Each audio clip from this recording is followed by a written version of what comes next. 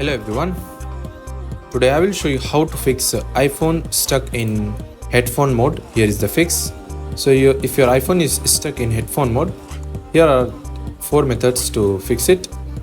So the very first method is to reset network setting. For this, go to settings, tap on general, tap on transfer or reset iPhone, tap on reset network settings, enter your passcode, enter your screen time passcode, and simply tap on reset network settings and reconnect it to your Wi-Fi.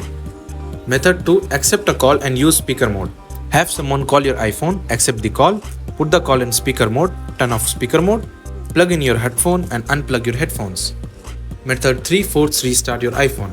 Press the volume up button once, down once, hold the right side key for several seconds until the Apple logo appears. Release the key and restart your iPhone. After restarting, method 4 is to enable airplane mode for 15 minutes.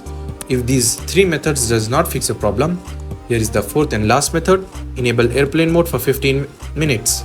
Swipe down control center, turn on airplane mode, wait for 15 minutes and turn off airplane mode again to see the changes. So that's it. These are the 4 fixes to fix your iPhone stuck in headphone mode problem. Thanks for watching. See you in next tutorial.